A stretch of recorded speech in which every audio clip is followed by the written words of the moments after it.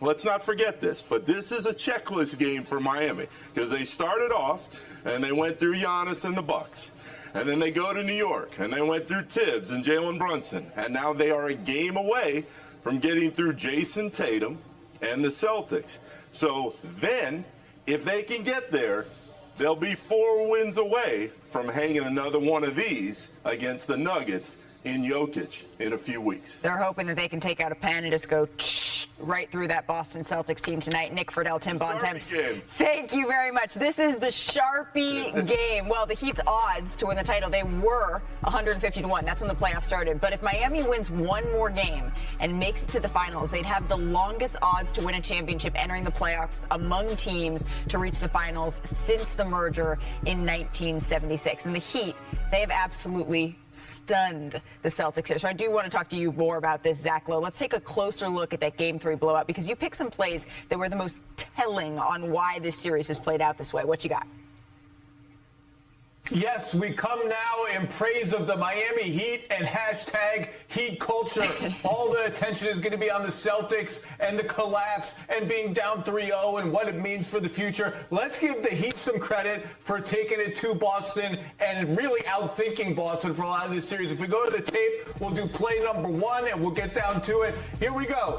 Miami bringing the ball up. They get the Jimmy Butler on Derek White switch. Boston is giving this switch, take it or leave it. I'm not really sure why they're doing that, but they are. In Game 2, the Celtics didn't send any help when the Heat cleared a side like this, but they knew they're going to send help this time. It's Marcus Smart coming on the double team. What do? Bam Adebayo cuts toward the ball. Why? To suck the defense that way, to confuse Boston, and Caleb Martin, who's turned into Steph Curry, hits a 3. Just smart coaching. Here we go. Boston takes a blast. 3-pointer. Fine. Kyle Lowry hit the accelerator. Bam. Hit Caleb Martin. He doesn't just stand still. He runs right to Caleb Martin. Pitch back. Pick and roll. Caleb Martin slipping to the rim. The Celtics are like, what just happened? He just got the ball.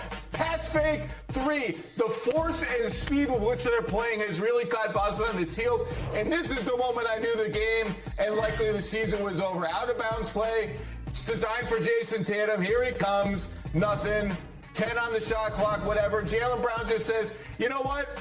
Let's just do this. Let's just take this shot. No creativity, no second action. That's the possession of a team that, at least in that game, let go of the rope. A team that was beaten into submission by an absolutely relentless Miami Heat team. And we'll see if they come out and show some life tonight. What if the Heat go up 10 or 12 at the end of the first quarter? Is that going to be it? Is that going to be ball game like it was in Game 3, or are the Celtics going to fight for their season? Well, that's the emotional side. So that was the tale of the tape. But, Perk, that's what I want to lean on you for. You spent years in that locker room. You became a champion in the Boston Celtics locker room. I think I need a Perk pep talk for the Celtics. I mean, what exactly do you want me to say? To a team that went to the finals last year, to a team that has an all-NBA player in Jason Tatum that humbly said he's one of the best in the world, but not going back at Jimmy Butler. What do you want me to say to another all-NBA player in Jaylen Brown that is getting played by the Heat, getting outplayed by the Heat's second-best player and Bam Adebayo? What do you want me to say to a six-man of the year, Malcolm Brogdon, who is getting outplayed by Gabe Vincent? Keep trying? What do you want me to say to Marcus Smart, who is a former defensive player of the year and is getting outplayed by Kyle Lowry, who, by the way, is leading the Miami Heat in block shots, and the Miami Heat are just taking charges, leading the league in charges? What do you actually want me to tell this team? Just keep trying, keep chipping away, hang in there, it's going to be okay? I don't have a pep talk. Well, I was going to say, yes, that's exactly what I wanted you to say. That's what everything you said, yes, down the line. There, that's all I got to say. Good job, Perky. That was a great pep talk. Well, really good. On this harmonious note, then we're gonna go to break. This is not harmonious. Still to come on NBA Today, there's so many off-season questions, right, for the Los Angeles Lakers. So we're going to dive into what moves they could pursue, what moves they should pursue this summer. Let's do it one more time. No, I can't sing. All right. Well, can you vote in our sides? So the Lakers, they have a couple of decisions to make this offseason. D'Angelo Russell, Dennis Schroeder, Lonnie Walker, Troy Brown, they're all unrestricted free agents. But perhaps the biggest decisions, they're restricted free agents. That's Austin Reeves, Rui Hachimura. They also have a team option on Malik Beasley, and then they have 2 picks in this upcoming draft. So there's a whole lot of decisions to be made this summer. So back here with our entire panel. And Zach, I want to start with you here. Be the voice of reason. What should the Lakers offseason look like? Voice of reason? When did I become that? Look, the main name on that list that is of real sort of do they or don't they consequence is Rui Hachimura. Austin Reeves is coming back. He's too good. His cap hold is super low, so he doesn't interfere with their cap room. Beyond that, it's really a choice between Hachimura and cap room to go after a star. And we all know who the stars' names are going to be. They're going to be in free agency this summer. And that could be via cap room or if they sign and trade with Rui's salary going out. That's really the name. To me, the other guys are mostly replaceable. They have the ability to bring back Lonnie Walker, maybe with another cap exception.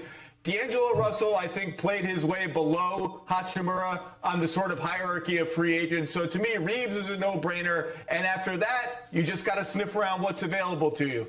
Well, I think Rui is a no-brainer. I think D'Angelo Russell is not an option for us bringing back. Don't bring him back whatsoever. And I think, again, Rob Pelinka got to make sure he do his job early and get off to a good start. You don't want to put them in position where they have to be like they were this year. But I will say this. It's about Anthony Davis.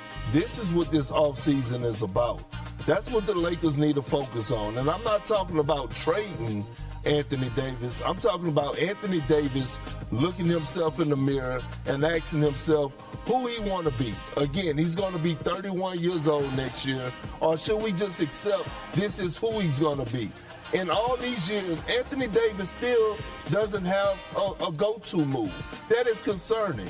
Jokic, and it's no disrespect, this is a lot of credit to Jokic, is in better shape than Anthony Davis. He looked tired last night, and I just don't understand how he hasn't come back, and we looking at him and saying, man, he looked chiseled. Man, he looks ready. Like, where's his focus at in the offseason? Why haven't he gotten better? And if I'm the Lakers, I'm solely locked in on AD because next year, in my opinion, is his last shot at showing me that I can actually hand him the keys to this vehicle. Oh, man, the Lakers in the offseason, look, I think Austin Reeves, he has proven, especially with his shot making, his ball handling, his IQ, I think that is something that the Lakers cannot afford to lose. As far as everyone else, I think it's situational. If you can get a very, very high-level star or somebody along those lines, I think that's what the Lakers can do. But I think this year only highlighted why they needed Russell Westbrook. And while the fit was not good, let's just call it they needed a third superstar. Because the way that they were playing, LeBron James is going to miss times at 38 years old. Anthony Davis has proven that he's going to miss time. So they need a third superstar that can take the load. You can't have LeBron James playing 45 minutes into the postseason to make it. Then playing 48 minutes every single night at 38 years old. That is not a formula for success. Will they go get a third superstar? I don't know. Will they build it out like they had that 2020 championship team, 2 superstars and very, very good role players? Right. That might be the formula also. But right now you kind of see why the Lakers have had to make the moves that they made the last few years because Anthony Davis cannot be depended on to be the 1A. I'll say this, last thing I'll say. If you look at history, Magic Johnson took over the Lakers from Kareem. If you look at history, eventually Kobe passed Shaq, and it was like, okay, now it's Kobe's turn. We've been waiting for 3 years for Anthony Davis to surpass LeBron and let LeBron play the secondary role. That's not happening. You cannot continue to wait on that. There's 2 options for the Lakers. Either they go the third superstar route and bypass any depth that they can have, or they go with the depth route, which we saw them have the second best record since the trade deadline through that path. But we have a whole lot of time to talk about the Lakers offseason. We do not have enough time on our show to talk about the Celtics on the brink